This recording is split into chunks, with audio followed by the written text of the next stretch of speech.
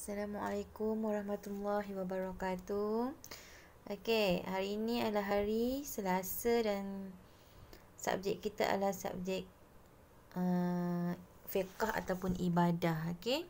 Okey, untuk fiqh tahun 6 kita sambung daripada pelajaran pertama iaitu zakat. Betul tak? Okey, sebelum ni kita belajar pengertian zakat daripada segi bahasa ataupun istilah. Kita ulang sikit Okey, kemudian dalil zakat. Kemudian kita belajar hukum zakat. Apa dia hukum zakat? Zakat adalah hukum dia adalah fardu ain kepada setiap umat Islam yang cukup syarat-syaratnya. Okey, kemudian kita belajar bahagian zakat terbahagi kepada dua. Betul? Okey, zakat terbahagi kepada dua iaitu yang pertama adalah zakat fitrah iaitu badan dan juga zakat harta.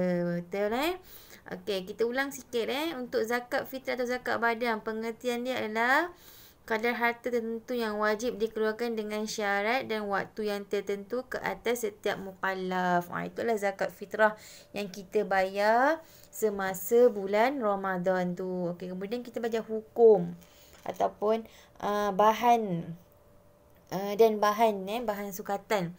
Bahan apa yang kita boleh gantikan dengan bayaran zakat fitrah seperti kurma, buah tin, buah zaitun, beras, barley, gandum, jagung, anggur Kalau kita di Malaysia kita kebanyakannya membayar zakat fitrah menggunakan beras ataupun duit. Okey.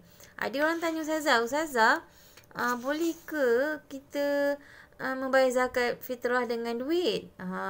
Boleh ke tak boleh? Jawapannya boleh. Kita boleh membayar zakat fitrah dengan menggantikan zakat fitrah tu dengan duit. Dan juga boleh juga menggantikan duit tu dengan beras.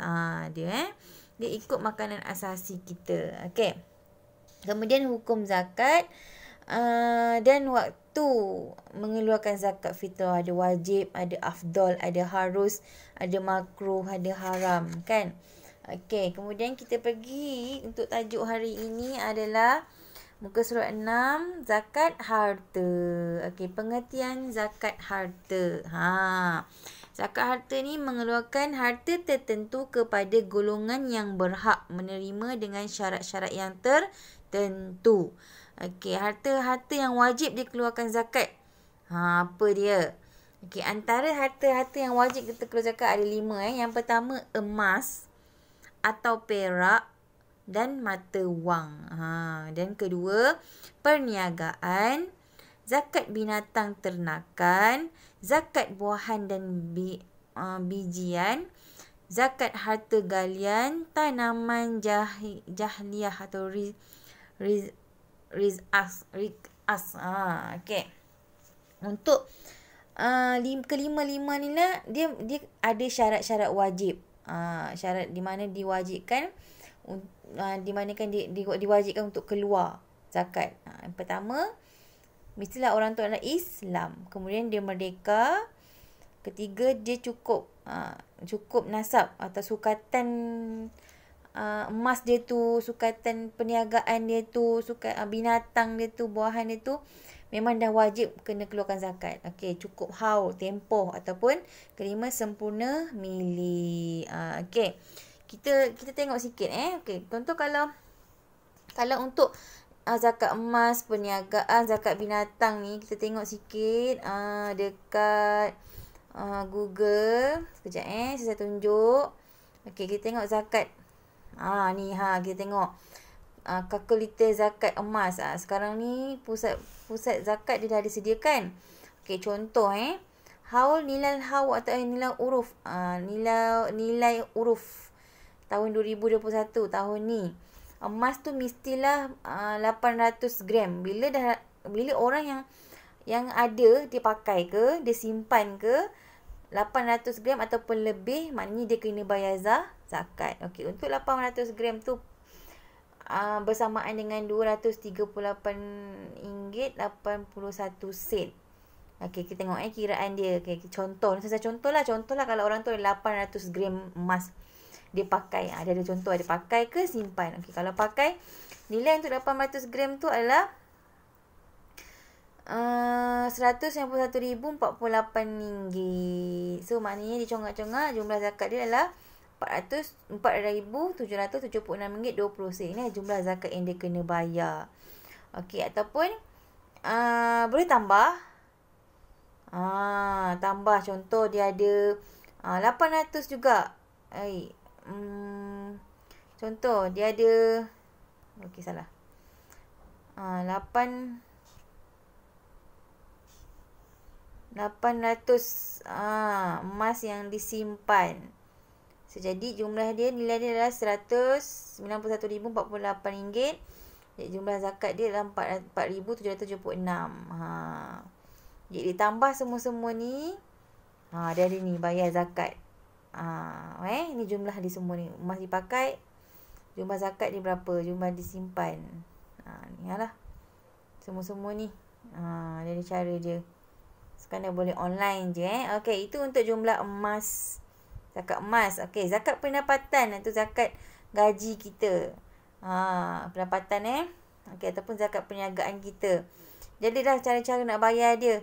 Bila kita ada pendapatan tu, kifayah isi rumah kita berapa, kifayah tambahan, tolakkan apa semua-semua ni.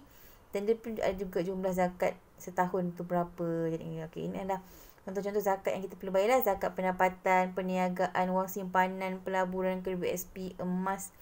Semua ada kat sini. Sekarang dah mudah. Okey.